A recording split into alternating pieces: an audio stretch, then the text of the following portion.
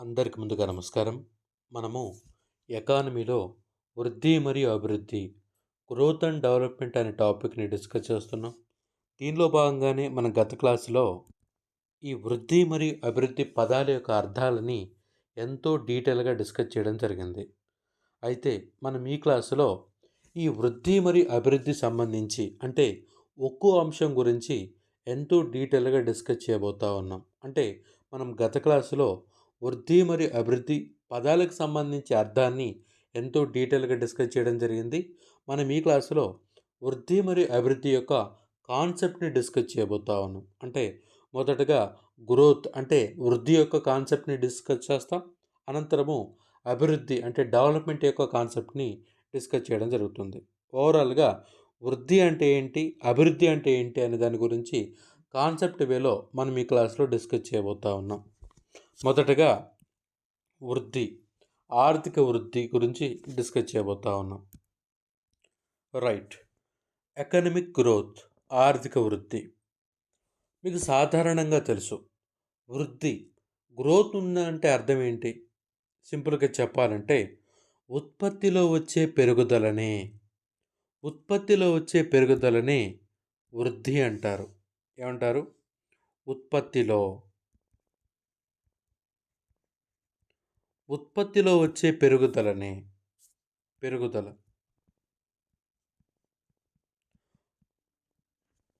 ఆర్థిక వృద్ధి అంటారు. వృద్ధి అంటారు సింపుల్‌గా. అంటే ఒక దేశంలో జాతీయ ఆదాయం పెరిగిందనుకో, అది ఆర్థిక వృద్ధిగా పరిగణిస్తారు. అదేవిధంగా ఒక దేశంలో తలసరి ఆదాయం పెరిగిందనుకో, అది ఆర్థిక వృద్ధిగా పరిగణిస్తారు.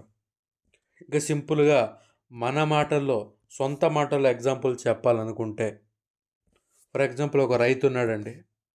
ఒక రైతుకు 5 ఎకరాల పొలం ఉంది. ఓకేనా?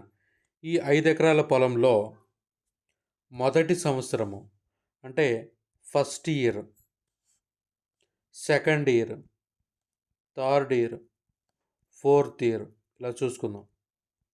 ఆ రైతుకి తన 5 ఎకరాల పొలంలో మొదటి సంవత్సరము 50 బస్తాలు పండాయి. 50 బస్తాలు పంట పండింది. రెండవ సంవత్సరము 52 బస్తాలు పండాయి. మూడో సంవత్సరము 54 బస్తాలు పండాయి. నాలుగో సంవత్సరము 56 బస్తాలు పండాయి. ఓకే. ఇలా అంటే అతని యొక్క పొలంలో అతను పండించే ఉత్పత్తి ఇయర్ బై ఇయర్ పెరుగుతూ ఉంది. ఉత్పత్తుల పెరుగుదల కనపడుతుంది కదా! ఇలా ఉత్పత్తిలో పెరుగుదలని వృద్ధి అంటారు. ఎకనమిక్ టర్మ్స్‌లో ఎకనమిక్ గ్రోత్, ఆర్థిక వృద్ధి అని అంటారు. అయితే ఒక ఆర్థిక వృద్ధి గురించి చెప్పేటప్పుడు అంటే ఓవరాల్‌గా కేవలము మనము ఉత్పత్తిలో పెరుగుదలను మాత్రమే చూడకూడదు. ఒక క్రైటీరియాని చూడాలి. ఏంటా క్రైటీరియా? దానికి ఒక డెఫినిషన్‌లో చెప్పాలి అంటే, ఒక దేశంలో చూడండి. ఒక దేశంలో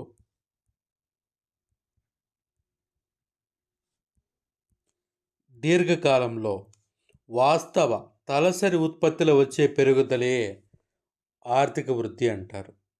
మరోసారి ఒక దేశంలో దీర్ఘకాలంలో వాస్తవ తలసరి ఉత్పత్తిలో వచ్చే పెరుగుదలని ఆర్థిక వృద్ధి అంటారు. ఇక్కడ మనము 3 పదాలను ఉపయోగించడం జరిగింది. దీర్ఘకాలంలో అని చెప్పాం. అంటే ఆ వృద్ధి ఎలా ఉండాలి? దీర్ఘకాలంలో ఉండాలి. అదేవిధంగా వచ్చే ఆ ఉత్పత్తి ఎలా ఉండాలంటే వాస్తవ ఉత్పత్తి అయి ఉండాలి. అదేవిధంగా తలసరి ఉత్పత్తి అయి ఉండాలి. ఓకేనా? ఇలా ఒక దేశంలో దీర్ఘకాలంలో వాస్తవ తలసరి ఉత్పత్తిలో వచ్చే పెరుగుదలని ఏమంటారు? ఎకనమిక్ గ్రోత్ అంటారు. ఓకే. ఇప్పుడు బుక్‌లో చూద్దాం ఒకసారి. దేశంలో వస్తు సేవల ఉత్పత్తిలో వచ్చే పెరుగుదలని ఆర్థిక వృద్ధి అంటారు. ఓకేనా? అంటే ఒక దేశంలో జాతీయ ఉత్పత్తి పెరుగుదల ఆర్థిక వృద్ధి. ఇది పరిమాణాత్మక మార్పును తెలుపును. ఇది క్వాంటిటేటివ్ అంటే క్వాంటిటేటివ్ మెజర్మెంట్ అనమాట ఇది. అంటే ఉత్పత్తిలో మార్పు అంటే సైజులో మార్పును చూపుతుంది ఇది. చూడండి. అంటే ఒక దేశంలో వస్తు సేవల ఉత్పత్తిలో వచ్చే పెరుగుదలే ఆర్థిక వృద్ధి అంటున్నారు. అంటే ఒక దేశంలో జాతీయ ఆదాయం పెరిగినా, ఒక దేశంలో తలసరి ఆదాయం పెరిగినా దాన్ని ఆర్థిక వృద్ధిగా మనం ఎగ్జాంపుల్‌గా తీసుకోవచ్చు. ఆర్థిక వృద్ధి జరిగిందని చెప్పవచ్చు. ఓకేనా? అంటే ఒక దేశంలో జాతీయ ఉత్పత్తి పెరుగుదల ఆర్థిక వృద్ధి. ఇది పరిమాణాత్మక మార్పును తెలుపును. దేశ స్థూల జాతీయ ఉత్పత్తి పెరుగుదల, దేశంలో జీడీపీ పెరుగుదల అన్నీ కూడా మనము ఆర్థిక వృద్ధిలో ఎగ్జాంపుల్‌గానే మనం చెప్పుకోవచ్చు. అయితే దాని గురించి మొదటగా నేను ఎక్స్‌ప్లెయిన్ చేశాను. ఇక్కడ చూడండి. దీర్ఘకాలంలో తలసరి వాస్తవ స్థూల జాతీయోత్పత్తిలో పెరుగుదలని ఆర్థిక వృద్ధి అందురు. ఈ నిర్వచనంలో దీర్ఘకాలంలో, తలసరి, వాస్తవ అనే 3 పదాల ప్రాముఖ్యత గ్రహించాలి. సరే డీటెయిల్‌గా డిస్కస్ చేద్దాం. అంటే నేను మీకు ఒక ఎగ్జాంపుల్ చెప్పాను. అంటే ఒక వ్యక్తికి 5 ఎకరాల పొలం ఉంది. ఆ పొలంలో అతనికి ఇయర్ బై ఇయర్ ఓకేనా? ఇయర్ బై ఇయర్ అతని యొక్క పొలంలో పండించే ధాన్యాల బస్తాలు పెరుగుతూ ఉన్నాయి. అలా పెరుగుతూ ఉండేదాన్నే గ్రోత్ అని చెప్పాను. అయితే ఆ ఒక్కటే తీసుకోకూడదు. ఓకేనా? అంటే వృద్ధి అంటే ఉత్పత్తిలో పెరుగుదల ఒకటే తీసుకోకూడదు. ఆ పెరుగుదల ఎలా ఉండాలి? అది దీర్ఘకాలంలో ఉండాలి. ఆ పెరుగుదల వాస్తవమైన పెరుగుదల అయి ఉండాలి. అది తలసరి పెరుగుదల అయి ఉండాలి. ఇప్పుడు మనం ఈ నిర్వచనంలో 3 పదాలు వాడాం. దీర్ఘకాలంలో అని చెప్పి, వాస్తవం అని చెప్పి, తలసరి అని చెప్పి. ఓకేనా? ఇప్పుడు ఒక్కొక్క దాని గురించి డీటెయిల్‌గా డిస్కస్ చేసే ప్రయత్నం చేద్దాం చూడండి. దీర్ఘకాలంలో ఓకేనా? ఆ యొక్క గ్రోత్ దీర్ఘకాలం అని చెప్పాం. ఆ ఉత్పత్తుల పెరుగుదల అనేది దీర్ఘకాలంలో ఉంటేనే వృద్ధిగా చెప్తామని చెప్పాం. దీర్ఘకాలంలో అంటే ఏంటి? ఓకేనా? దీర్ఘకాలంలో ఉత్పత్తి పెరుగుదలని మనము ఆర్థిక వృద్ధిగా పరిగణించాలని చెప్తా ఉన్నాం. ఈ దీర్ఘకాలం అంటే ఏంటి అని చూస్తే, ఉత్పత్తిలో పెరుగుదల అనేది ఏదో 1 సంవత్సరం, 2 సంవత్సరాల్లో కాకుండా దీర్ఘకాలంలో పెరగాలి. దాన్ని వృద్ధి అంటాం. ఓకేనా? ఏదో అనుకూలించినప్పుడు బాగా అంటే, అంటే పొలంలో అంటే పంట చేదుకు అంటే బాగా ఎక్కువొచ్చి అనుకూలించిన టైంలో రాలేదనుకో అది వృద్ధిగా పరిగణించలేం. అంటే ఉత్పత్తిలో పెరుగుదల అనేది ఏదో 1 సంవత్సరం గానీ, 2 సంవత్సరాలు కాకుండా దీర్ఘకాలంలో పెరగాలి. దాన్నే వృద్ధి అని అంటారు. ఇప్పుడు చెప్పిన ఎగ్జాంపుల్ ప్రకారం చూస్తే, ఒక సంవత్సరం ఏమో వర్షాలు బాగా పడడం వల్ల ఉత్పత్తి పెరిగి, నెక్స్ట్ సంవత్సరం వర్షాలు పడకపోవడం వల్ల ఉత్పత్తి తగ్గితే దాన్ని వృద్ధి అనరాదు. అంటే సాధారణంగా చెప్పాలి అంటే 10-15 సంవత్సరాలు అంటే లాంగ్ రన్‌లో మనకు ఆ గ్రోత్ కనపడాలి. Year by year. ఓకేనా? ఇప్పుడు ఫర్ ఎగ్జాంపుల్ మీరు మీరు గ్రూప్ 2 టెస్ట్ సిరీస్ రాస్తూ ఉంటారు. ఓకేనా? మీరు ఒక ఇన్‌స్టిట్యూట్‌లో వెళ్లారు. ఆ ఇన్‌స్టిట్యూట్‌లో ఎగ్జామ్ పెట్టారు. ఓకేనా? ఆ ఎగ్జామ్‌లో పెట్టినప్పుడు కేవలం 10 మంది మాత్రమే అటెండ్ అయ్యారు ఆ ఎగ్జామ్‌కి. 10 మెంబర్స్. ఆ 10 మంది అటెండ్ అయినప్పుడు మీరు ఆ యొక్క టెస్ట్‌లో ఫస్ట్ వచ్చారు. ఓకేనా? రెండోసారి గూడా అంటే నెక్స్ట్ సండే గూడా ఎగ్జామ్ పెట్టారు. టెస్ట్ 2 పెట్టారు. అప్పుడేమో 100 మంది హాజరయ్యారు. ఓకేనా? అప్పుడు మీరేమో లాస్ట్ వచ్చారు. అంటే ఏంటి? గత టెస్ట్‌లో 10 మంది వచ్చి హాజరయ్యి రాస్తే మీరు ఫస్ట్ వచ్చారు. కానీ 100 మంది వచ్చి రాస్తేనే మీరు లాస్ట్ వచ్చారు. అంటే ఏంటి? అక్కడ ఆ 10 మంది ఎవరైతే ఉన్నారో మీకంటే అంటే బాగా చదవనోళ్ళు అయ్యుండొచ్చు. అసలు ఇప్పటి వరకు బుక్స్ మొఖం చూడనోళ్ళు అయ్యుండొచ్చు. మీరు కాస్తో కూస్తో బుక్స్ చూడడం వల్ల మీరు ఫస్ట్ వచ్చి ఉండొచ్చు. కానీ అంటే గతంలో బాగా చదువుతూ, ఇప్పుడు బాగా చదువుతూ, ఇప్పుడు కొత్తగా వచ్చి ఫ్రెషర్స్ అందరిని కలగలుపుకొని 100 మంది రాసినప్పుడు మీరేమో లాస్ట్ వచ్చారు.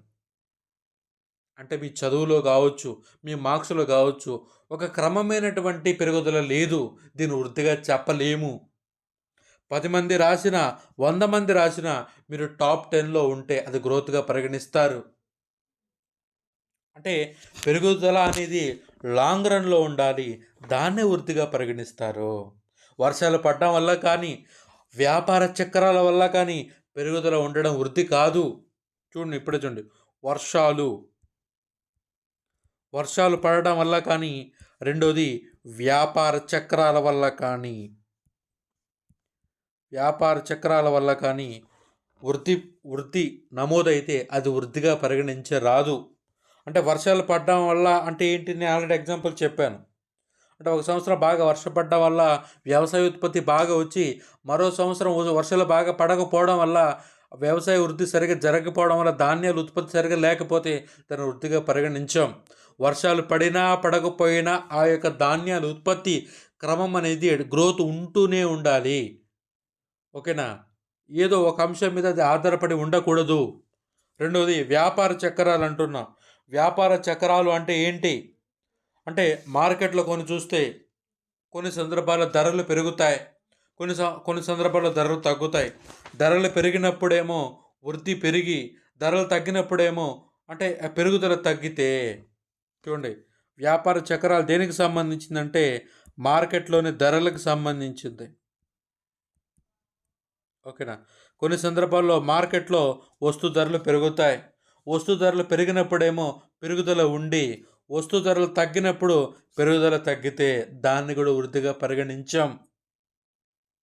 వ్యాపార చక్రాలు వలన పెరుగుదల ఉంటే అది వృద్ధి కాదు. వర్షాల వలన పెరుగుదల ఉంటే అది వృద్ధి కాదు. వృద్ధి అనేది దేని వల్ల ప్రభావితమై ఉండకూడదు, అది లాంగ్ రన్లో ఉండాలి. వర్షాలు ఉన్నా లేకపోయినా, అంటే వ్యాపార చక్రాల ధరలు పెరిగినా పెరగకపోయినా మీ యొక్క వృద్ధి కన్సిస్టెన్సీగా ఉండాలి. దాన్ని ఏమంటారంటే దీర్ఘకాలంలో వృద్ధి అంటున్నాం. ఓకేనా? అర్థమైందా ఇది? ఓకేనా? చూడండి, ఇక్కడ సాధారణంగా ఉత్పత్తిలో వచ్చే పెరుగుదలని గ్రోత్ అంటున్నాం, వృద్ధి అంటున్నాం. కాకపోతే ఆ యొక్క పెరుగుదల ఎలా ఉండాలి? దీర్ఘకాలంలో ఉండాలి. Number 1 criteria. అర్థమవుతా ఉందా? నెంబర్ టూ ఏంటి? వాస్తవ ఉత్పత్తి పెరగడము. అంటే ఆ పెరుగుదల ఎలా ఉండాలి? వాస్తవమైనటువంటి పెరుగుదలగా ఉండాలి. చూడండి, ఇక్కడ రెండవ ఆ పెరుగుదల ఎలా ఉండాలి? రెండవ వాస్తవ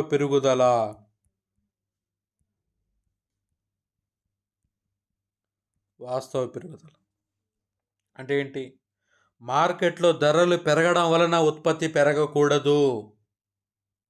ఆధార ధరలు, స్థిర ధరలు తీసుకున్నప్పటికీ కూడా ఉత్పత్తి పెరగాలి. దాన్ని వాస్తవ ఉత్పత్తి అంటారు. మీకు చిన్న ఎగ్జాంపుల్ చెప్తాను, మన సాధారణ ఎగ్జాంపుల్ చెప్తాను చూడండి. ఫర్ ఎగ్జాంపుల్, ఒక రైతు ఉన్నాడు.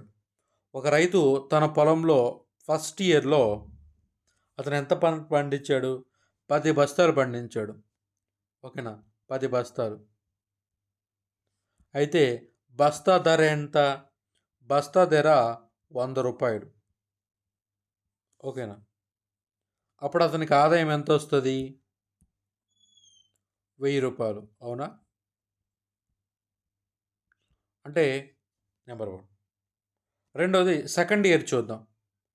రెండో సంవత్సరంలో అతను 8 బస్తాలు మాత్రమే పండించాడు. ఖచ్చితంగా ఎకానమీలో ఎగ్జాంపుల్స్ను కూడా మీ యొక్క నోట్స్లో రాసి పెట్టుకోవాలి. ఎగ్జాంపుల్స్ను కూడా నేను ఇందాక ఒక ఎగ్జాంపుల్ చెప్పాను, ఇప్పుడు ఒక ఎగ్జాంపుల్ రాస్తా ఉన్నాను. ఈ ఎగ్జాంపుల్స్ కూడా మీరు ఖచ్చితంగా మీ నోట్స్లో రాసుకోవాలి. ఇప్పుడు నేను క్లాస్ చెప్పేటప్పుడు మీరు వినేటప్పుడు గుర్తుంటాయి.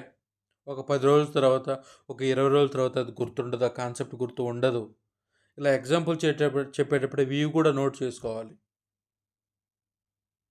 పదే వీడియో క్లాసులు చూడడం అవ్వదు కదా. ఓకే.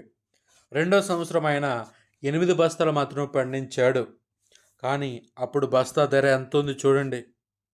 అప్పుడు బస్తా ధర 150 రూపాయలు ఉంది. అంటే గత సంవత్సరంతో పోలిస్తే ఈ సంవత్సరం బస్తా ధర 50 రూపాయలు పెరిగింది. ఇప్పుడు ఇతని యొక్క ఆదాయం ఎంత?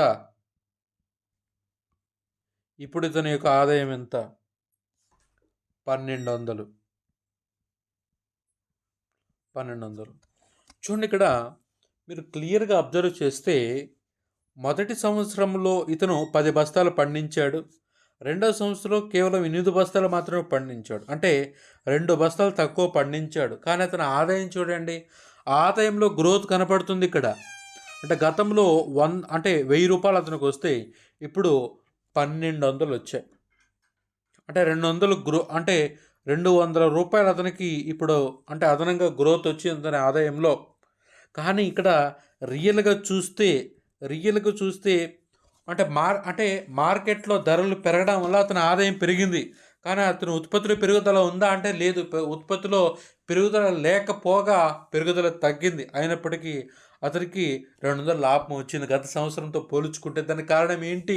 అంటే మార్కెట్‌లో ధరలు పెరగడం. గతంలో రూ. 100 ఉండే బస్తా ఇప్పుడు 150 పెరిగింది. అంటే ఇక్కడ నేనేమంటున్నా, ఉత్పత్తి అనేది అంటే ఓవరాల్‌గా గ్రోత్ అనేది మార్కెట్ ధరల వల్ల పెరగకూడదది. ఇక్కడ చూడండి మార్కెట్ ధరల వల్ల పెరిగింది. మార్కెట్‌లో బస్తా ధర రూ. 100 ఉంటే ఇప్పుడు 150 ఉండడం వల్ల అతని ఆదాయంలో అంటే 1000 కాస్త 1200 అయింది. అలా ఉండకూడదు. ఇది నిజమైనటువంటి ఉత్పత్తి కాదు. ఇది వాస్తవ ఉత్పత్తి కాదు. అంటే మార్కెట్ ధరలు పెరగడం వల్ల ఉత్పత్తి పెరగకూడదు. కన్సిస్టెన్సీగా అంటే ఏంటి? గత సంవత్సరం బస్తా 100 ఉంది. ఓకేనా? రూ. 100 ఉంది. ఆ 100 అంటే ఆ రూ. 100తో పోల్చుకోండి. ఇప్పుడు అంటే ఈ నెల అంటే గత సంవత్సరంలో ఒక బస్తా ధర రూ. 100 ఉంది. అదే 100 ఈ సంవత్సరం కూడా అప్లై చేస్తే నీకు నిజంగా ఆదాయం పెరిగిందా లేదా అప్పుడు చూసుకోవాలి. ఇప్పుడు గత సంవత్సరంలో ఉన్నట్టే ఇప్పుడు రూ. 100 అనుకుంటే బస్తా రూ. 100 అనుకుంటే ఇతని ఆదాయం ఎంత వస్తది? కేవలం 800 మాత్రమే వస్తది. అవునా? 800 మాత్రమే వస్తది. అంటే గతంతో అంటే స్థిర ధరలతో, ఆధార ధరలతో అంటే కాన్స్టెంట్ ప్రైజెస్‌లో చూసుకోవాలి. ఆల్రెడీ మనం ఈ కాన్స్టెంట్ ప్రైజెస్ అంటే ఏందనే దాని గురించి జాతీయ ఆదాయం డీటెయిల్‌గా చెప్పాం. అంటే ప్రభుత్వం వారు ఒక సంవత్సరాన్ని తీసుకుంటారనమాట. ఆ సంవత్సరంలో ఎటువంటి కరువులు కానీ, ఎటువంటి ఆర్థిక సంక్షోభాలు కానీ, ఎటువంటి లేని ఆ యొక్క కాన్సిస్టెంట్ ఇయర్‌ని తీసుకుంటారు. 2011, 12ని అంటే ఆర్థిక సంవత్సరంగా తీసుకున్నారు. ఓకేనా. అంటే ఇలా మనము ఒక వృద్ధిని కంపేర్ చేసేటప్పుడు ఒక స్థిర ధరలతో అంటే ఒక కాన్స్టెంట్ ఇయర్ ప్రైజెస్‌తో కంపేర్ చేసుకోవాలి. ఓకేనా. అంటే అంటే గత సంవత్సరంలో ధర ఒక రకంగా ఉంటది. నెక్స్ట్ ఇయర్ ఒక రకంగా ఉంటది. ఇన్‌ఫ్లేషన్ అంటే ద్రవ్యోల్బణం వల్ల ధరలు పెరుగుతాయి. వాటిని మనం పరిగణలోకి తీసుకోకూడదు.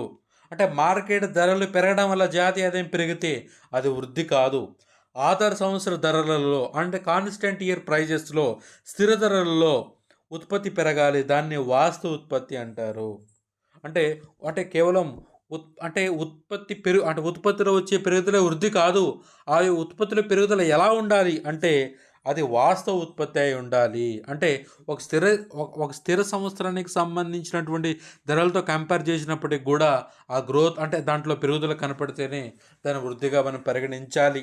ఇది రెండో క్రైటీరియా. ఇప్పుడు మూడో క్రైటీరియా చూడండి. ఏంటి మన డెఫినిషన్‌లో మనం ఏం చెప్పాం? ఒక దేశంలో దీర్ఘకాలంలో వాస్తవ తలసరి ఉత్పత్తిలో వచ్చే పెరుగుదలయే వృద్ధి అని చెప్పాం. అంటే ఇప్పుడు ఏంటి? తలసరి ఉత్పత్తి అంటున్నాం. తలసరి ఉత్పత్తి. తలసరి ఉత్పత్తి. చూడండి ఇక్కడ తల ఉంది. తల. అంటే పర్ హెడ్. అంటే అంటే అందరి తలల్ని సరాసరి చేస్తే వచ్చే ఉత్పత్తిని తలసరి ఉత్పత్తి అంటారు. సింపుల్‌గా చెప్పారంటే. జాగ్రత్తగా వినండి. తలసరి ఉత్పత్తి అంటే ఏందో ఇప్పుడు డెఫినేషన్ వీలో చెప్తా ఉన్నాను.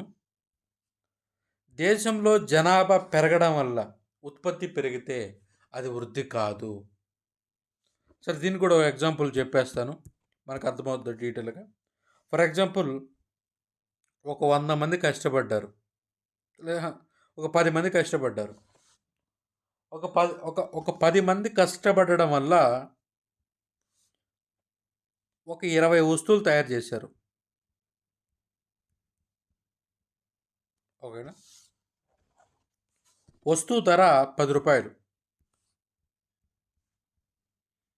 అప్పుడు ఓవరాల్‌గా ఎంత అంటే 200 దాని వాల్యూ. అంటే వాళ్ళు కష్టపడిన వస్తువుల వాల్యూ 200. ఓకే. నెక్స్ట్ 15 మంది. 15 మంది కష్టపడ్డారు. 15 మంది కష్టపడి 25 వస్తువులు తయారు చేశారు.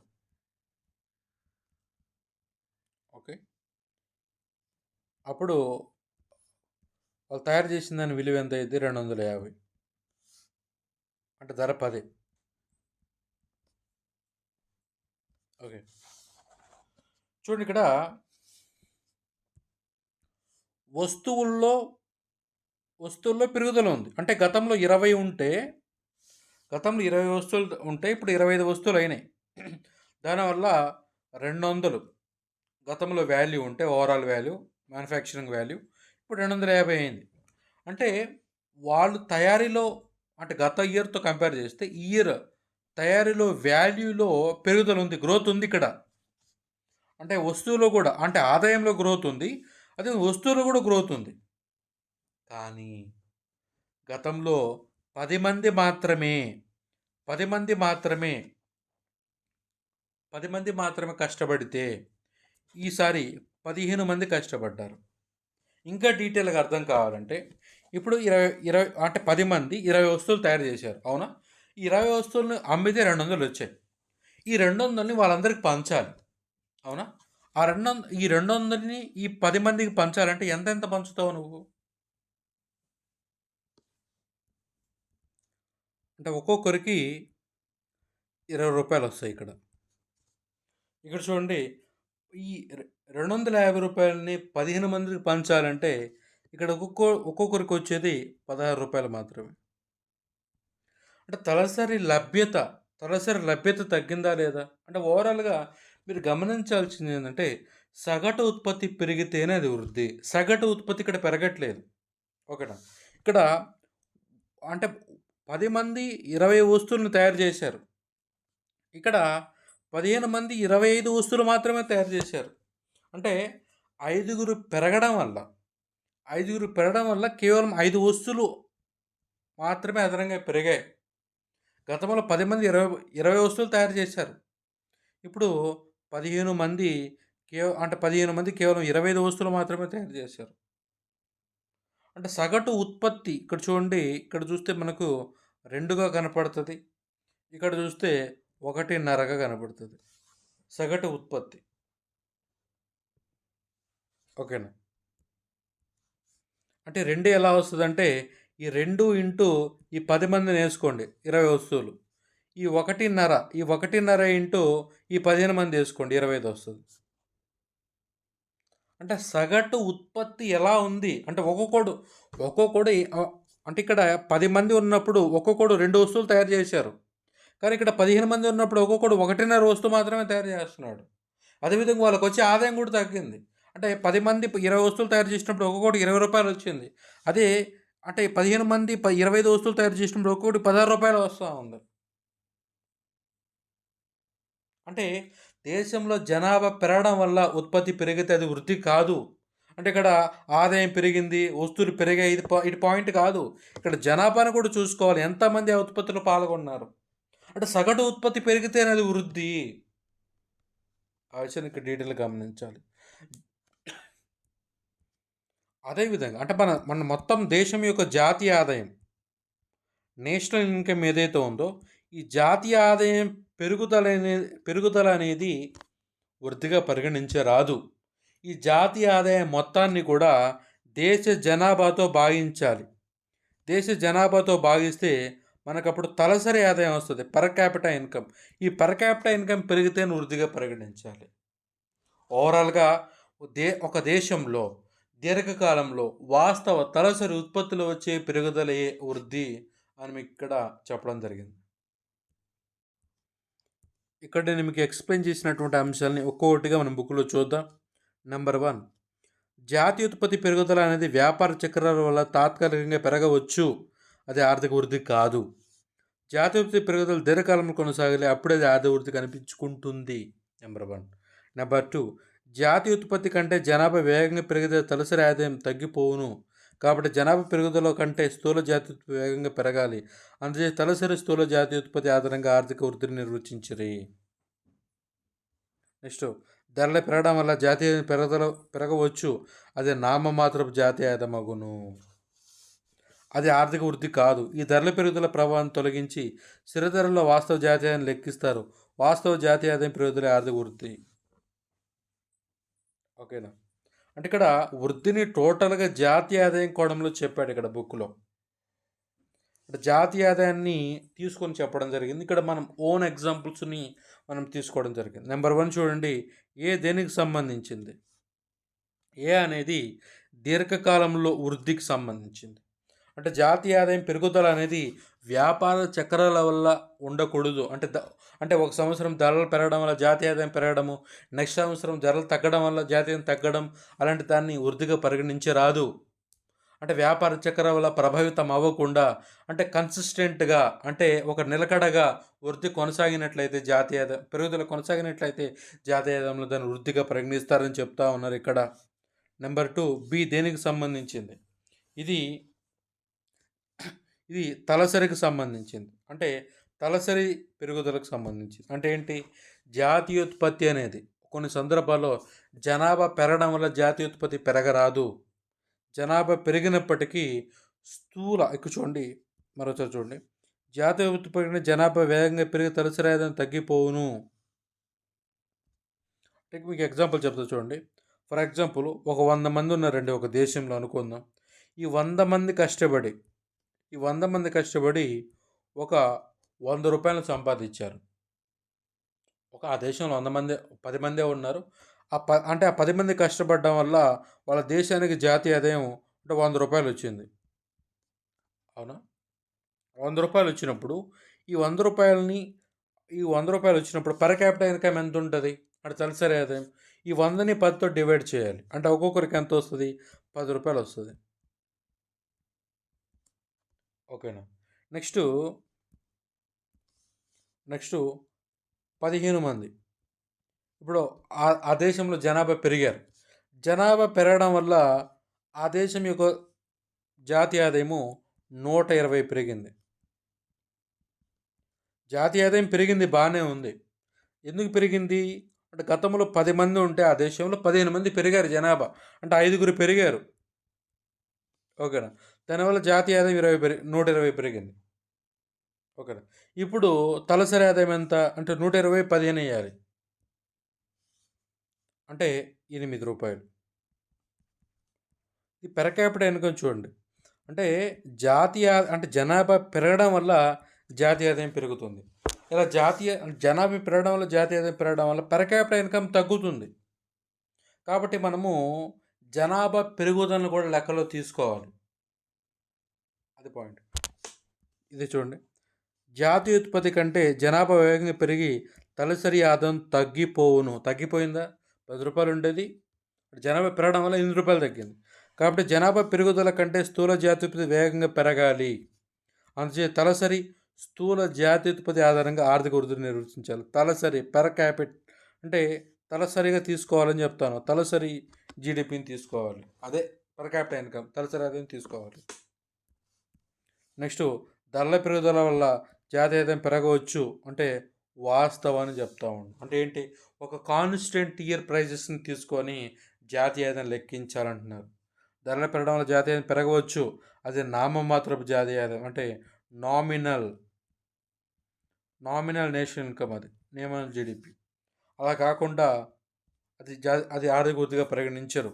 ఈ ధరల పెరుగుదల ప్రభావం తొలగించి స్థిర ధరల్లో వాస్తవ జాతీయం లెక్కిస్తారు. దీన్ని వాస్తవ జాతీయ ఆదాయం ఆర్థిక వృద్ధి అంటే రియల్ జీడిపి.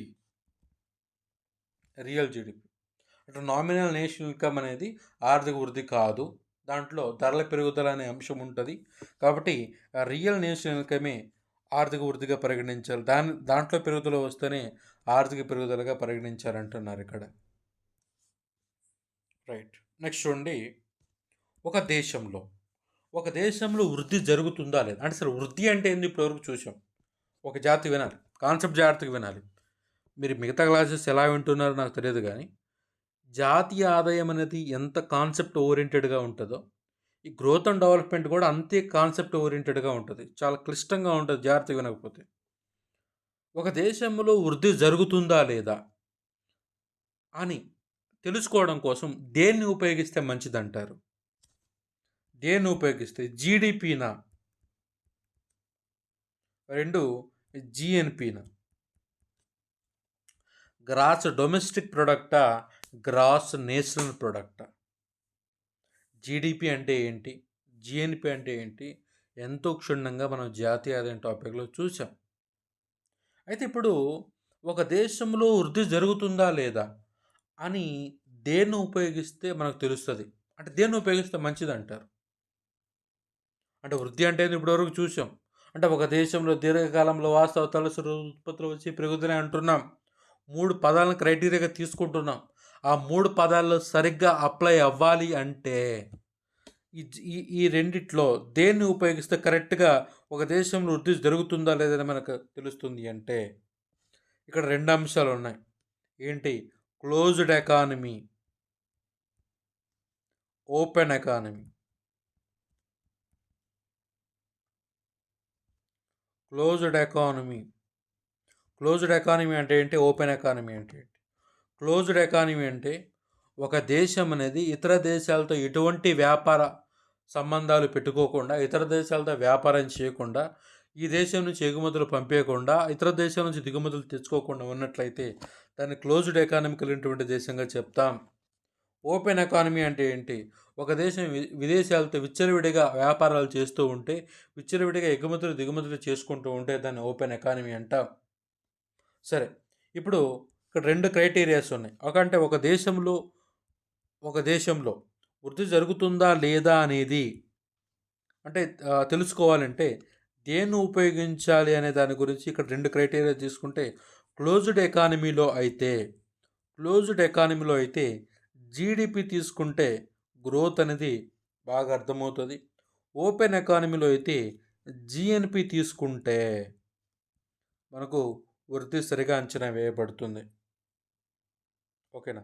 అయితే జీడిపిలో, జిఎన్పిలో ఏది ఎక్కువ ఉంటుంది అనేది నెట్ ఇన్ఫ్లో మీద ఆధారపడి ఉంటుందని చెప్పి ఆల్రెడీ మీకు చెప్పడం జరిగింది. దాన్ని ఇంకొక పదం ఎన్ఎఫ్ఐఏ అన్నాం, నెట్ ఇన్ఫ్లో. ఓకేనా?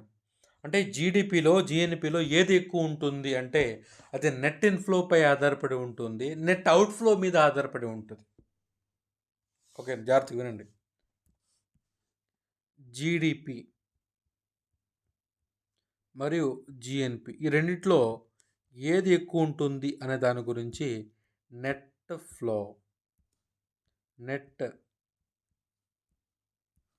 ఇన్ఫ్లో అండ్ అవుట్ఫ్లో మీద ఆధారపడి ఉంటుంది. అంటే ఇండియాలో విదేశాల వాళ్ళు బాగా పెట్టుబడులు పెడితే నెట్ ఇన్ఫ్లో ఎక్కువ వస్తుంది. అంటే పక్క దేశాల వాళ్ళు వచ్చి మన దేశంలో పెట్టుబడులు పెడుతున్నారు అనుకో, వాళ్ళ డబ్బులను కూడా మన దేశానికి వస్తుంటాయి కదా, అవునా? అప్పుడు నెట్ ఇన్ఫ్లో పెరిగిద్ది కదా. నెట్ ఇన్ఫ్లో పెరిగినప్పుడు నెట్ ఇన్ఫ్లో దేంట్లో భాగం? నెట్ ఇన్ఫ్లో అనేది జిఎన్పిలో భాగం కాబట్టి నెట్ ఇన్ఫ్లో పెరిగితే జిఎన్పి జీడిపి కంటే ఎక్కువ ఉంటుంది. అదేవిధంగా ఇండియాలో వాళ్ళు విదేశాల్లో పెట్టుబడులు బాగా పెట్టారనుకో, అంటే మన దేశంలో డబ్బులు బయటకు వెళ్ళిపోతూ ఉన్నాయి. ఓకేనా? నెట్ అవుట్ఫ్లో అది. అప్పుడు జీడిపి అనేది జిఎన్పి కంటే ఎక్కువ ఉంటుంది.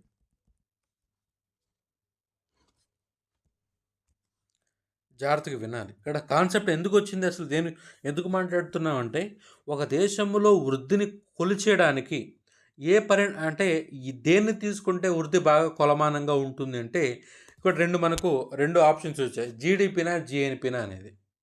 అయితే క్లోజ్డ్ ఎకానమీ అయితే జీడిపి తీసుకుంటే మంచిదని, ఓపెన్ ఎకానమీ అయితే జిఎన్పి తీసుకుంటే మంచిదని మాట్లాడాం. దాని తర్వాత ఏంది, అసలు జీడిపికి జిఎన్పికి తేడా ఏంటి, అసలు ఈ రెండిట్లో ఏది ఎక్కువ అంటే అది నెట్ ఇన్ఫ్లో అవుట్ఫ్లో మీద ఆధారపడి ఉంటుందని చెప్పి, ఒకవేళ నెట్ ఇన్ఫ్లో ఎక్కువగా ఉన్నట్లయితే జిఎన్పి ఎక్కువ ఉంటుందని చెప్పి, నెట్ అవుట్ఫ్లో ఎక్కువ ఉన్నట్లయితే జీడిపి ఎక్కువ ఉంటుందని మీకు చెప్పడం జరిగింది. అంటే ఓవరాల్గా జీడిపికి జిఎన్పికి మధ్య తేడా నెట్ ఇన్ఫ్లో మాత్రమే కనుక ఈ రెండిట్లో ఏది తీసుకుంటే మంచిదంటారు, అంటే ఈ వృద్ధిని అంచనా వేయడం కోసం అంటే దానికి సమాధానం జీడిపి. అంటే ఓవరాల్గా దేశంలో ఎంత వృద్ధి జరిగింది తెలుసుకోవడం సులభం, కానీ అదే విదేశాల్లో ఉత్పత్తి ఎంత అంటే ఎలా జరుగుతుంది, ఎంత జరుగుతుంది అని గణించలేం కదా. మనోళ్ళు ఎలా అంటే అక్కడ పెట్టుబడి ఎట్ట పెట్టారు, ఎలా ఉంది ఇది అంతా కూడా. అంటే వృద్ధి అంచనాకు ఎక్కువ దేశాలు జీడిపినే పరిమాణంగా తీసుకుంటాయి. అర్థమవుతుందా? జీడిపి తీసుకుంటే బెటర్. అంటే ఓవరాల్గా మనం పరిశీలిస్తే జీడిపిన జిఎన్పి అంటే క్లోజ్డ్ ఎకానమీకి అయితే జీడిపి, ఓపెన్ ఎకానమీ అయితే జిఎన్పి అని మాట్లాడడం. కానీ ప్రస్తుతమైనటువంటి ఆర్థిక పరిస్థితుల్లో ప్రపంచ దేశాలు చాలా వరకు వారి యొక్క దేశం యొక్క వృద్ధిని పరిగణించుకోవడం కోసము, లెక్కేసుకోవడం కోసం, కొలమానంగా తీసుకోవడం కోసము జీడిపిని వాడుతున్నాయి. ఓకేనా? అంటే జిఎన్పి తీసుకోవాలంటే ఆ దేశానికి చెందినటువంటి వాళ్ళు విదేశాలకు సంబంధించిన దేశాలలో పెట్టుబడులు తదితర అంశాలను కూడా లెక్కించాలి. అది అంత ఈజీ అయిన విషయం కాదు. కాబట్టి ఓవరాల్గా ఈజీగా అంటే స్పష్టంగా, యాక్యురేట్గా, ఎలాబొరేట్గా వృద్ధిని గణించుకోవాలంటే జీడిపియే మంచిదని చెప్పి చాలా దేశాల వాళ్ళు జీడిపిని వృద్ధికి కొలమానంగా తీసుకోవడం జరిగింది.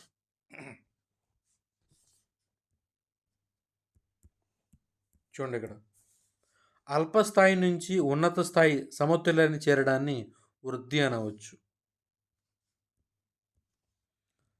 సాధారణంగా వాస్తవ జాతీయ ఆదాయం పెరుగుదల వృద్ధిగా చెప్పవచ్చు, అంటే రియల్ జీడిపి. క్లోజ్డ్ ఎకానమీలో జిఎన్పికి తేడా చూపవలసిన అవసరం లేదు. ఓపెన్ ఎకానమీలో జీడిపి జిఎన్పిలో ఏది ఎక్కువ అనేది నెట్ ఇన్ఫ్లో అవుట్ఫ్లోపై ఆధారపడి ఉంటుంది. అంటే ఈ లైన్స్ మీకు అర్థమవుతున్నాయి లేదా? క్లోజ్డ్ ఎకానమీలో జీడిపికి జిఎన్పికి తేడా చూపాల్సిన అవసరం లేదంటే అక్కడ జిఎన్పి అక్కడ క్లోజ్డ్ ఎకానమీలో GDP is equal to GNP ఉంటుంది. అంటే ఈ క్లోజ్డ్ ఎకానమీలో ఆ దేశాల వాళ్ళు బయట వెళ్ళి పెట్టుబడులు పెట్టారు, బయట నుంచి దిగుమతులు తెచ్చుకోరు, వీళ్ళు ఎగుమతులు చేయరు. అంటే ప్రపంచ దేశాలతో సంబంధం లేకుండా బతుకుతారు వాళ్ళు. అలాంటప్పుడు నెట్ ఇన్ఫ్లో అవుట్ఫ్లో వాళ్ళకి ఎందుకు ఉంటుంది? ఉండదు. కాబట్టి జీడిపి జిఎన్పి అక్కడ తేడా ఏమి ఉండదు. కానీ ఓపెన్ ఎకానమీలో అంటే ఇతర దేశాలతో వ్యాపారాలు చేస్తున్నటువంటి, ఇతర దేశాలతో పెట్టుబడులు పెట్టే దేశాలు మాత్రం ఓపెన్ ఎకానమీ జీడిపి జిఎన్పిలో ఏది ఎక్కువ అనేది నెట్ ఇన్ఫ్లో అవుట్ఫ్లోపై ఆధారపడి ఉండను. ఒక దేశం ఇతర దేశాలతో భారీగా పెట్టుబడులు పెడితే, లాభాలు సంపాదిస్తే జిఎన్పి ఎక్కువగా ఉంటుంది. అంత మాత్రం ఆ దేశం అభివృద్ధి చెందినని చెప్పలేము. ఇండియాలో జీడిపి జిఎన్పికి తేడా అతి స్వల్పం, కాబట్టి ఏ భావన తీసుకున్నా పెద్ద వ్యత్యాసం ఉండదు. కానీ ఇటీవల కాలంలో జీడిపినే తీసుకుంటున్నారు, అంటే వృద్ధి కొలమానంగా. యుఎన్డిపి వారు హెచ్డిఐలో తలసరి జీడిపిని తీసుకుంటున్నారు. 2010 నుంచి జిఎన్ఏని తీసుకుంటున్నారు. అవన్నీ కూడా తర్వాత మనకు వస్తాయి. గ్రోత్ కొలమానాల దగ్గర హెచ్డి తలసరి జీడిపి ఏంటి, జిఎన్ఐ, వీటి గురించి మనకు మాట్లాడుతాం.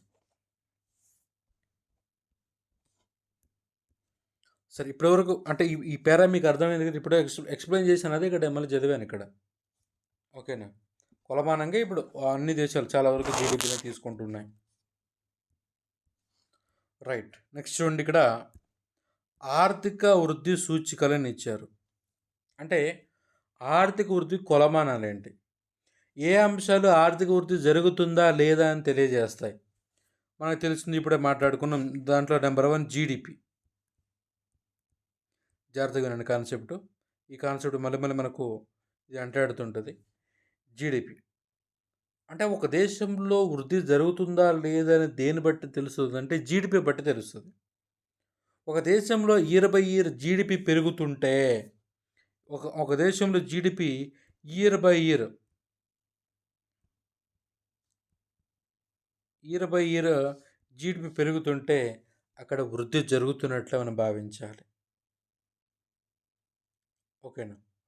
ఇది ఇక్కడ మీకు క్వశ్చన్ రావచ్చు, ఏంటి ఒకవేళ అంటే జీడిపి అనేది జనాభా పెరిగితే కూడా పెరగవచ్చు కదా. ఏందో ఎగ్జాంపుల్ చెప్పాం, 10 మంది ఉన్నప్పుడు 100 మంది ఆ దేశానికి జాతీయత వచ్చింది, 15 మంది ఉన్నప్పుడు 120 వచ్చింది. అంటే జీడిపి పెరిగింది, 100 120 అయింది. అంటే జనాభా పెరుగుదల వల్ల కూడా జీడిపి పెరగవచ్చు కదా. అది వృద్ధిగా ఎలా చెప్తాం? పాయింటే కదా. సరే, దాన్ని మళ్ళీ డిస్కస్ చేద్దాం. అయితే ఇక్కడ వృద్ధికి కొలమానంగా జీడిపి తీసుకుంటున్నామని చెప్పాం. అంటే జీడిపి పెరిగితే వృద్ధి పెరిగినట్లే భావిస్తున్నాం. అయితే ఈ జీడిపిలో 2 రకాలు ఉంటాయి. రియల్ జీడిపి ఉంటది. నామినల్ జీడిపి ఉంటది. దేన్ని తీసుకోవాలి? ఓకేనా? అంటే నామినల్ జీడిపి తీసుకున్నట్లయితే అంటే నామమాత్రపు జీడిపిని తీసుకున్నట్లయితే దాంట్లో మార్కెట్ ధరలు కలిసి ఉంటాయి. అంటే నామమాత్రపు జీడిపిని తీసుకోకూడదు. అందులో మార్కెట్‌లో ధరలు కలిసి ఉంటాయి కాబట్టి అంటే ఆ జీడిపి పెరుగుతున్నట్లు మనకు అనిపిస్తది. ఓకేనా? అంటే ఆ మార్కెట్ ధరల వల్ల నామినేట్ జీడిపి పెరుగుతది. కాబట్టి ఈ జీడిపిని తీసుకునేటప్పుడు ఏ జీడిపిని తీసుకోవాలి? అంటే రియల్ జీడిపిని తీసుకోవాలి. రియల్ అంటే వాస్తవ జీడిపిని తీసుకోవాలి. అవునా? అయితే ఇక్కడ జాగ్రత్తగా వినాలి. ఇప్పుడు రియల్ జీడిపిని తీసుకోవాలా? లేకపోతే నామినల్ జీడిపిని తీసుకోవాలంటే, నామినల్ జీడిపిని ఎందుకు తీసుకోలేదు మనం అంటే, ఆ నామినల్ జీడిపి అనేది మార్కెట్ ధరలతో కలిసి ఉండదు కాబట్టి, గత సంవత్సరంతో కంపేర్ చేస్తే ఈ సంవత్సరం మార్కెట్ ధరలు పెరుగుతాయి. ఇన్‌ఫ్లేషన్ కారణంగా. దానివల్ల కూడా జీడిపి పెరగవచ్చు. కానీ అది వృద్ధి కాదు. కాబట్టి మనం ఒక కాన్స్టెంట్ ఇయర్‌లో ఉండే ప్రైజెస్‌ని కంపేర్ చేసుకొని, ఈ సంవత్సరంలో వృద్ధి జరిగిందా లేదా అని తెలుసుకుంటే దాన్ని రియల్ జీడిపి అంటున్నాం. అంటే ఏంటి? ధరల యొక్క పెరుగుదల ప్రభావం లేకుండా నిజంగా వృద్ధి జరిగిందా లేదా అని తెలుసుకోవడం కోసం రియల్ జీడిపిని తీసుకుంటాం. అయితే ఈ రియల్ జీడిపిలో కూడా ఒక ప్రాబ్లమ్ ఉంది. ఒక లోపం ఉంది. అదే మనం ఆల్రెడీ మాట్లాడుకుంది. ఏందంటే ఇది జనాభాని పరిగణలోకి తీసుకోదు. అంటే జనాభా పెరిగినా కూడా రియల్ జీడిపి పెరగొచ్చు కదా! అంటే ధరలు పక్కన పెడితే. ఓకేనా? అంటే జనాభా పెరుగుదల అనేది రియల్ జీడిపిలో అంటే మనం అంటే పెరుగుదల వల్ల జీడిపి పెరిగిందా లేదా దాంట్లో మనం మెజర్ చెయ్యం. కేవలం ధరలు మాత్రమే తీసేసి చూస్తే రియల్ జీడిపి వస్తది. జనాభా పెరుగుదల వల్ల రియల్ జీడిపి పెరిగిందా అనే దాని గురించి ఇక్కడ మనకు పాయింట్ లేదు. కాబట్టి జనాభాని కూడా మనం పరిగణలోకి తీసుకోవాలి. అంటే ఎందుకంటే తలసరి పెరుగుదలలో వచ్చేదే కదా వృద్ధి అనేది. కాబట్టి ఇప్పుడు జనాభాలో కూడా పరిగణలోకి తీసుకోవాలి అంటే ఏం చేయాలి? అంటే, అంటే పెరిగినటువంటి జనాభాని తీసివేయాలి. అంటే పెరిగినటువంటి జనాభాని తీసేయాలంటే ఏం చేయాలంటే, ఈ జీడిపి ఏదైతే ఉందో, ఈ రియల్ జీడిపి ఏదైతే ఉందో, ఈ రియల్ జీడిపిని జనాభాతో భాగించాలి. చూడండి. ఇప్పుడు రియల్ జీడిపి బై జనాభా భాగిస్తే మనకు ఏమొస్తది అంటే, తలసరి ఆదాయం వస్తది. ఓకేనా? ఏమొస్తది? అంటే రియల్ జీడిపి బై జనాభాని మనం భాగిస్తే మనకు పర్ క్యాపిటా ఇన్కమ్ తలసరి ఆదాయం వస్తది. ఓకేనా? ఈ పర్ క్యాపిటా ఇన్కమ్ తీసుకున్నట్లయితే అన్నీ కూడా మనకు సజావుగా సాగుతాయి. అంటే ఏంటి? నంబర్ 1 జీడిపి ఏ జీడిపి తీసుకోవాలి? రియల్ జీడిపి తీసుకోవాలి. దానివల్ల ధరల పెరుగుదల అనేది ఆ ప్రభావం లేకుండా ఉంటుంది. దాని తర్వాత ఈ రియల్ జీడిపిని జనాభాతో భాగించామనుకో, జనాభా పెరుగుదల అనే ప్రభావం కూడా పోయి అంటే ఒరిజినల్‌గా పర్ క్యాపిటా ఇన్కమ్ రావడం జరుగుతుంది. ఈ పర్ క్యాపిటా ఇన్కమ్ పెరిగినట్లయితే గత సంవత్సరంతో పోల్చి ఈ సంవత్సరం పెరిగినట్లయితే అప్పుడు నిజంగా మనకు వృద్ధి జరిగినట్టు భావిస్తారు. కాబట్టి ఇప్పుడు చాలామంది ఆర్థికవేత్తలు కావచ్చు, ప్రపంచ దేశాలు కావచ్చు, ఒక దేశం యొక్క వృద్ధిని దేనితో కంపేర్ చేస్తారంటే ఆ దేశం యొక్క తలసరి ఆదాయంతో కంపేర్ చేయడం జరుగుతది. చూడండి ఇక్కడ. నామమాత్రపు స్థూల దేశీయోత్పత్తి అంటే ఏంటి? Nominal GDP number 1. నెంబర్ 2 వాస్తవ అంటే రియల్ జీడిపి. ఇవన్నీ కూడా కొలమానాలనమాట. చూడండి నామమాత్రపు తలసరి ఆదాయం అంటే nominal per capita income, real per capita income. Okay. Nominal జీడిపిని వచ్చిద్ది కదా! ఈ నామినల్ జీడిపిని జనాభాతో భాగిస్తే మనకు నామినల్ పర్ క్యాపిటా ఇన్కమ్ వస్తది. రియల్ జీడిపితో మనము జనాభాను భాగిస్తే రియల్ పర్ క్యాపిటా ఇన్కమ్ వస్తది. దీన్ని వాస్తవ తలసరి ఆదాయం అంటారు. చూడండి ఇక్కడ. జీడిపి పెరిగినప్పటికీ తలసరి ఉత్పత్తి పెరగని యెడల అక్కడ వృద్ధిని సాధించామని చెప్పగలమా? చెప్పలేము. కాబట్టి వాస్తవ తలసరి ఆదాయమే వృద్ధికి సరైన కొలమానం. ఆర్థిక వృద్ధి సూచికలు ఉత్తమమైంది. ఎక్కువ మంది ఆమోదించింది వాస్తవ తలసరి ఆదాయమే. అంటే రియల్ పర్ క్యాపిటా ఇన్కమ్. ఈ రియల్ పర్ క్యాపిటా ఇన్కమ్ ఎలా వస్తది? ఈ రియల్ జీడిపిలతో జనాభాను భాగిస్తే మనకు రియల్ పర్ క్యాపిటా ఇన్కమ్ వస్తది. Real per capita income is the most trustable and at accurate measure to measure the growth rate. ఓకేనా. Many economist have defined economic growth as sustain increase in the per capital product or income. అంటే సింపుల్గా తెలుగులో చెప్పాలంటే తలసరి ఆదాయంలో సుస్థిర పెరుగుదలని ఆర్థిక వృద్ధి అంటారు. Sustainable increase in per capital product or income. Okay. వృద్ధికి కొలమానం ఇప్పుడు ప్రజెంట్ మనం ఏది యాక్యురేట్ అంటే వాస్తవ తలసరి ఆదాయంగా ఇప్పుడు మనం చెప్పాలి. ఇప్పుడు నేను స్టెప్ బై స్టెప్ వచ్చాను, ఆ విషయం మీరు గమనించాలి. ఇక్కడ కొలమానానికి వచ్చేసరికి వృద్ధిని కొలచాలి అంటే దేన్ని పరిగణనకు తీసుకోవాలంటే జీడిపినా జిఎన్పినా అని ఫస్ట్ మన క్వశ్చన్ వచ్చింది. అప్పుడు అంటే ఓ క్లోజ్డ్ ఎకానమీ అయితే జీడిపి అని చెప్పి, ఓపెన్ ఎకానమీ అయితే జిఎన్పి అని మాట్లాడాం. దాని తర్వాత వీటి మధ్య ఉన్నటువంటి వ్యత్యాసం ఏదైతే ఉందో జీడిపికి జిఎన్పికి మధ్య ఉన్నటువంటి వ్యత్యాసం నెట్ ఇన్ఫ్లో అవుట్ఫ్లో మాత్రమే. కాబట్టి చాలా దేశాలు ఇప్పుడు జీడిపిని ఆర్థిక వృద్ధి కొలమానంగా తీసుకుంటున్నాయి. ఈ క్రమంలో ఈ జీడిపిలో ఉన్నటువంటి లోపాలు చూసాం. అంటే జీడిపి అనేది ఏ జీడిపిని తీసుకోవాలి, రియల్ జీడిపిని తీసుకోవాలి. ఈ రియల్ జీడిపిలో కూడా ఏం తెలియట్లేదు. జనాభా పెరుగుదల వల్ల జీడిపి పెరుగుతుందా లేదా అని అర్థం కావడం లేదు. కాబట్టి జనాభా పెరుగుదల ప్రభావం కూడా తీసేస్తే మనకు పెర్ క్యాపిటల్ ఇన్కమ్ అనేది క్లియర్గా అర్థమవుతుంది. అప్పుడు ఈ real per capital income is the most trustable measure to measure growth rate అనేది మనకి ఇప్పటివరకు అర్థమైంది. ఓకే. ఇంకా నెక్స్ట్ ఆర్థిక వృద్ధికి గల అంటే ఆర్థిక వృద్ధి అనేది ఏ కారకాలపైన ఆధారపడి ఉంటుంది అనేది ఇక్కడ మనం చూసినట్లయితే చాలా ఇంపార్టెంట్ అయినటువంటి అంశం ఇది. ఆర్థిక వృద్ధి అనేది 4 కారకాల మీద ఆధారపడి ఉంటుంది. దాంట్లో నెంబర్ 1 పొదుపు రేటు, చాలా చాలా ఇంపార్టెంట్. 2 మూలధన ఉత్పత్తి నిష్పత్తి, దీన్ని COR అంటారు. క్యాపిటల్ అవుట్పుట్ రేషియో అంటారు. ఓకే. నెక్స్ట్ శ్రామిక శక్తి వృద్ధి రేటు. నెంబర్ 4 సాంకేతిక విజ్ఞానంలో మార్పులు మరియు నవకల్పనలు. ఈ 4 అంశాల మీద ఈ ఆర్థిక వృద్ధి అనేది ఆధారపడి ఉంటుంది. ఓకేనా, జాగ్రత్తగా వినాలి. గ్రోత్ రేట్ అనేది సేవింగ్ మీద, COR క్యాపిటల్ అవుట్పుట్ రేషియో మీద, అదేవిధంగా శ్రామిక శక్తి వృద్ధి రేటు, సాంకేతిక సైన్స్ అండ్ టెక్నాలజీలో ఉండే చేంజెస్ కావచ్చు, అంటే ఇన్నోవేషన్స్ కావచ్చు, వాటి మీద ఆధారపడి ఉంటుంది. ఇప్పుడు ఒక్కో దాని గురించి మాట్లాడదాం, జాగ్రత్తగా వినాలి. గ్రోత్ రేట్ అనేది దేని మీద ఆధారపడి ఉంటుంది అని గ్రోత్ రేటుకు ఫార్ములా ఉంది. Growth rate formula, growth rate is equal to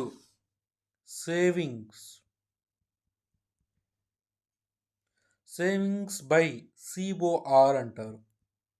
ఇది వృద్ధి రేటుకి ఫార్ములా. ఇది తెలుగులో చెప్పాలంటే వృద్ధి రేటు ఈజ్ ఈక్వల్ టు పొదుపు రేటు బై మూలధన ఉత్పత్తి నిష్పత్తి అంటారు. అంటే దీన్ని మనం సరిగ్గా చూసినట్లయితే మనకు వృద్ధి రేటు వస్తుంది అన్నమాట. ఓకే. ఇప్పుడు ఎలా అంటే పొదుపు రేటు పెరిగితే వృద్ధి రేటు ఎలా పెరుగుతుంది, క్యాపిటల్ అవుట్పుట్ రేషియో మీద వృద్ధి రేటు ఎలా ఆధారపడుతుంది అనేది ముందు చూద్దాం. ఇప్పుడు మొదటగా COR ఏంటి, క్యాపిటల్ అవుట్పుట్ రేషియో చూద్దాం. ఒక యూనిట్ వస్తువు తయారు చేయడం కోసము ఎన్ని యూనిట్ల మూలధనం అవసరం అవుతుందో చెప్పేదే COR. ఓకేనా. ఫర్ ఎగ్జాంపుల్ ఒక 100 పెన్నులు తయారు చేయాలి, 100 పెన్స్. ఈ 100 పెన్నులు తయారు చేయడం కోసం ఎంత మూలధనం కావాలి? ఓకేనా. 100 పెన్నులు తయారు చేయాలంటే ఫర్ ఎగ్జాంపుల్ ఒక 150 రూపాయలు ఖర్చు అయింది అనుకో, దీన్ని COR అంటారు. అంటే ఒక యూనిట్ వస్తువు తయారు చేయడం కోసం, అంటే ఈ 100 పెన్నులు తయారు చేయడం కోసము ఎంత మూలధనం అవసరం అవుతుంది? 150 రూపాయలు. ఫర్ ఎగ్జాంపుల్ ఇప్పుడు మా ఒంగోలులో 100 పెన్నులు తయారు చేయడం కోసము 150 రూపాయలు ఖర్చు అవుతూ ఉంది. వైజాగ్లో చూసుకుంటే ఈ 100 పెన్నులు తయారు చేయడం కోసం 100 పెన్నులు కేవలం రూ. 120 తయారు చేయబడుతుంది అక్కడ. అది రకరకాల అంశాల మీద ఆధారపడి ఉంటుంది. అక్కడ శ్రామిక శక్తి అంటే అక్కడ కూలి వాళ్ళు తక్కువగా రావచ్చు. అక్కడ రా మెటీరియల్ తక్కువ దొరకవచ్చు. అక్కడ అంటే అంటే ఇక్కడ మాన్యువల్‌గా అంటే ఒంగోలులో మాన్యువల్‌గా చేత్తో పెన్నులు తయారు చేస్తూ ఉండవచ్చు. అక్కడ మిషన్‌తో తయారు చేస్తూ ఉండవచ్చు. దీనివల్ల సీఓఆర్ తగ్గుతదక్కడ. అంటే ఒక యూనిట్ తయారీకి ఎంత డబ్బులు కావాలి అని చెప్పేది సీఓఆర్. అంటే ఒకవేళ సీఓఆర్ అనేది తక్కువ ఉన్నట్లయితే వస్తువుల తయారీ పెరుగుద్ది కదా! అవునా కాదా? ఇప్పుడు 100 పెన్నులు తయారు చేయాలంటే ఒంగోలులో రూ. 150 ఖర్చవుతుంది. అదే వైజాగ్‌లో అయితే 120 అవుతుంది. అలాంటప్పుడు ఒంగోలులో కంటే వైజాగ్‌లో పెన్నుల ఉత్పత్తి ఎక్కువ చేస్తారు. ఎందుకంటే అక్కడ పెట్టుబడి తక్కువ. రూ. 120 ఖర్చు పెడితే అక్కడ 100 పెన్నులు తయారు చేస్తున్నారు. ఇక్కడ 150 పెడితే గాని 100 పెన్నులు తయారు చేయలేకపోతున్నారు ఒంగోలులో. కాబట్టి ఎప్పుడైతే సీఓఆర్ తక్కువ ఉంటుందో అక్కడ వస్తువుల ఉత్పత్తి ఎక్కువ ఉంటుంది. వస్తువుల ఉత్పత్తి ఎక్కువ ఉందంటే అర్థం ఏంది? అక్కడ గ్రోత్ రేట్ పెరిగిద్ది కదా గతంతో పోల్చుకుంటే. అంటే సీఓఆర్ ఎక్కడైతే తక్కువ ఉంటుందో గ్రోత్ రేట్ అక్కడ ఎక్కువ ఉంటుంది. చూడండి, అంటే క్యాపిటల్ అవుట్పుట్ రేషియో అనేది ఎక్కడైతే తక్కువ ఉంటుందో అక్కడ గ్రోత్ రేట్ అనేది ఎక్కువ ఉంటుంది. నెంబర్ 1. నెంబర్ టూ పొదుపు. పొదుపు ఎక్కువ ఉంటే గ్రోత్ రేట్ అనేది ఎక్కువ ఉంటుంది. తెలిసిందే కదా. అంటే పొదుపు రేటు ఎక్కువ ఉందని ఒక దేశంలో అంటే అంటే జనాభా ఎవరైతే ఉన్నారో వాళ్ళు ఎక్కువ సంపాదించి వాళ్ళు ఎక్కువ సేవింగ్స్ చేస్తూ ఉన్నారు. ఆ సేవింగ్స్ వాళ్ళు బ్యాంకుల్లో పెడతా ఉన్నారు. ఆ బ్యాంకులో ఏంది, ఎవరైనా పరిశ్రమ పెడతామన్నా వేరే వేరే ఫ్యాక్టరీలు పెడతామన్నా వాళ్ళు రుణాలు ఇస్తున్నారు. వాళ్ళ దగ్గర సేవింగ్స్ ఎక్కువ ఉండడం వల్ల. దానివల్ల వాళ్ళు ఎక్కువ ఉత్పత్తి చేయగలుగుతున్నారు. అంటే సేవింగ్స్ వల్ల ఒక దేశంలో పొదుపు పెరిగినట్లయితే గ్రోత్ రేట్ పెరుగుతుంది. చూడండి, ఇక్కడ ఒక దేశంలో సీఓఆర్ తక్కువ ఉంటే గ్రోత్ రేట్ ఎక్కువ ఉంటుంది. ఒకవేళ ఒక దేశంలో సీఓఆర్ ఎక్కువ ఉన్నట్లయితే అక్కడ గ్రోత్ రేట్ తక్కువ ఉంటుంది. అంటే గ్రోత్ రేట్ అనేది క్యాపిటల్ అవుట్పుట్ రేషియో మూలధన ఉత్పత్తి నిష్పత్తికి ఎలా ఉంటుంది? విలోమ విలోమ సంబంధం కలిగి ఉంటుంది. పొదుపుకి అనులోమ సంబంధం కలిగి ఉంటుంది. చూడండి, ఇక్కడ ఇందాక ఫార్ములా చూడండి. Growth rate is equal to savings by COR అంటున్నాం. చూడండి, ఇక్కడ ఇవి రెండు సమానంగా ఉన్నాయి. ఇక్కడ చూస్తే గ్రోత్ రేట్ని తీసుకుంటే 1/COR అవుతుంది. అంటే విలోమాన సంబంధం కలిగి ఉంటుంది. ఇక్కడ చూడండి. ఓకే, కాబట్టి ఇక్కడ గ్రోత్ రేట్ పెరిగిందనుకో సేవింగ్స్ పెరిగితే గ్రోత్ రేట్ పెరుగుతుంది. సేవింగ్స్ తగ్గితే గ్రోత్ రేట్ తగ్గుతుంది. అదేవిధంగా సిఓఆర్ తగ్గితే గ్రోత్ రేట్ పెరుగుతుంది. సిఓఆర్ పెరిగితే గ్రోత్ రేట్ తగ్గుతుంది. అంటే దేనిపైన ఆధారపడి ఉంటుంది? గ్రోత్ రేట్ సేవింగ్స్ మరియు క్యాపిటల్ అవుట్పుట్ రేషియో మీద ఆధారపడి ఉంటుంది. జాగ్రత్తగా వినాలి. ఎందుకంటే సిఓఆర్ పెరిగిందనుకో అంటే మేకింగ్ కాస్ట్ పెరుగుతుంది. ఓకేనా. సిఓఆర్ తగ్గిందనుకో మేకింగ్ కాస్ట్ తగ్గుతుంది. ఎంసీ మేకింగ్ కాస్ట్ ఇక్కడైతే పెరిగితే మేకింగ్ కాస్ట్ పెరుగుతుంది, ఇక్కడ తగ్గుతుంది. ఎప్పుడైతే మేకింగ్ కాస్ట్ తగ్గుతుందో వస్తువుల ఉత్పత్తి ఎక్కువ చేస్తారో అప్పుడు గ్రోత్ రేట్ ఎక్కువ ఉంటుంది. అంటే ఇది మొదటి రెండు అంశాలు. పొదుపు రేటుకి ఆర్థిక వృద్ధి సంబంధం ఎలా ఉంటుంది, మూలధన ఉత్పత్తి నిష్పత్తికి ఆర్థిక వృద్ధి సంబంధం ఎలా ఉంటుందని చూసాం. నెక్స్ట్ శ్రామిక శక్తి వృద్ధి రేటు, దీనిపైన కూడా వృద్ధి రేటు అంటే సంబంధం ఉంటుంది. ఎందుకంటే శ్రామిక శక్తి పెరిగితే వృద్ధి పెరుగుతుంది. శ్రామిక శక్తి తగ్గిందనుకో వృద్ధి రేటు తగ్గుతుంది. ఓకేనా. నెక్స్ట్ సాంకేతిక విజ్ఞానంలో ఉన్న మార్పులు, నవకల్పనలు. సాంకేతిక విజ్ఞాన మార్పులు అంటే కొత్త డెవలప్మెంట్ చూస్తుంటే అంటే వృద్ధి పెరుగుతుంది కదా. ఇవన్నీ కూడా మనం చెప్పవచ్చు. ఇవి చాలా ఇంపార్టెంట్ దేని మీద ఆధారపడి ఉంటుంది అనేది. నెక్స్ట్ ఈ వృద్ధిలో కొన్ని నమూనాలు ఉన్నాయి, వెంట చూద్దాం. వృద్ధి అనేది దేశ వస్తు సేవల ఉత్పత్తిలో వచ్చే పెరుగుదల, తలసరి ఉత్పత్తుల పెరుగుదల తెలియజేస్తుంది. ఆర్థిక వృద్ధి అనే భావన అభివృద్ధి చెందిన దేశాలకు సంబంధించింది. ఓకేనా. ఆర్థిక వృద్ధి గ్రోత్ రేట్ అనేది. కాబట్టి చాలామంది ఆర్థికవేత్తలు వృద్ధి నమూనాను ప్రతిపాదించారు. కార్ల్ మార్క్స్, హారల్డ్ డోమర్, కాల్డర్, శ్రీమతి జోన్ రాబిన్సన్, సోలో వారు వృద్ధి నమూనాలు చెందినవారు. వీళ్ళందరూ కూడా వృద్ధి మోడల్స్ని, అంటే గ్రోత్ రేట్ మోడల్స్ని తయారు చేయడం జరిగింది. ఇంకా జనరల్గా చూసుకుంటే ఇది గ్రోత్ రేట్ సంబంధించినటువంటి బేసిక్ ఫార్ములా అనమాట ఇది. అంటే గత సంవత్సరంతో పోలిస్తే ఈ సంవత్సరం యొక్క ఉత్పత్తి ఎంతవరకు చేంజ్ అయింది అనే దాని గురించి. అంటే గ్రోత్ రేట్ ఇది యూనివర్సల్ ఫార్ములా ఇది అనమాట. అంటే వృద్ధి రేటు తెలుసుకోవడం కోసం యూనివర్సల్ ఫార్ములా. అంటే దేనిలో వృద్ధి అనేది తెలుసుకోవాలంటే ఈ ఫార్ములా ఉపయోగించుకోవచ్చు. అంటే ఎగుమతులు కావచ్చు, జనాభాలో కావచ్చు, జాతీయతలో కావచ్చు, మీ బరువులో కావచ్చు, మీ ఎత్తులో కావచ్చు, దేంట్లో అయినా కానీ, మీ చదువులో ఎన్ని గంటలు అంటే నిన్న ఎన్ని గంటలు చదివారు, ఈరోజు ఎన్ని గంటలు చదివారు, దాంట్లో గ్రోత్ రేట్ తెలుసుకోవాలన్నా కూడా ఈ ఫార్ములా ఉపయోగిస్తే చాలు. ఓకేనా? చూడండి ఇక్కడ జీటీ అంటే GT is equal to QT minus QT minus one, QT minus one. ఓకేనా? ఇక్కడ జీటీ అంటే ఏంటి అంటే టీ కాలంలో వృద్ధి రేట్ ఎంత, అంటే గత సంవత్సరంతో పోలిస్తే ఈ సంవత్సరం వృద్ధి ఎంత అనేది తెలుసుకోబోతా ఉన్నాం. క్యూటీ అంటే ఇక్కడ క్యూటీ అంటే అంటే టీ కాలంలో స్థూల ఉత్పత్తి. ఓకేనా? టీ మైనస్ వన్ అంటే క్యూ టీ మైనస్ వన్ అంటే టీ మైనస్ వన్ కాలంలో స్థూల ఉత్పత్తి అంటే ఏంటి, టీ కాలానికి ముందున్నటువంటి కాలం అర్థము. అంటే ఏంటి, క్యూటీ అంటే ఈ సంవత్సరం ఉంది, అంటే ప్రజెంట్ ఇయర్. అంటే క్యూటీ మైనస్ వన్ అంటే లాస్ట్ ఇయర్ అని అర్థం. ఒక ఎగ్జాంపుల్ తీసుకుంటే చూడండి, గ్రోత్ రేట్ తెలుసుకోవాలనుకుంటున్నాను. 2023 2023-24లో దేశ జాతీయ ఆదాయం 100 కోట్లు, 1000 కోట్లు అనుకుందాం. ఓకేనా? 2023-24లో ఇది. దాని తర్వాత 2024-25 అంటే ప్రజెంట్ ఇయర్, ఇప్పుడు జాతీయ ఆదాయం 1100 కోట్లు. ఇది లాస్ట్ ఇయర్, ఇది ప్రజెంట్ ఇయర్. ఇప్పుడు ఈ లాస్ట్ ఇయర్ని ఎక్కడ వేయాలి, లాస్ట్ ఇయర్ అంటే ఇది కదా, Q2 - 1 ఇక్కడ వేయాలి. ఇది ప్రజెంట్ ఇయర్ కదా, Q2 దగ్గర వేయాలి.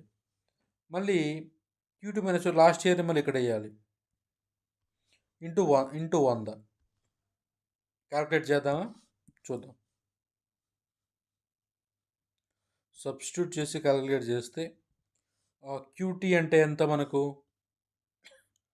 క్యూటీ అంటే ఇది మనకు, ఇది క్యూటీ -1 అంటే ఇది చూడండి, 1100 మైనస్ 1000 బై 1000 ఇంటూ 100. ఓవరాల్గా చూస్తే మీరు క్యాల్కులేట్ చేసుకుంటే మీకు 10% గ్రోత్ రేట్ వస్తుంది.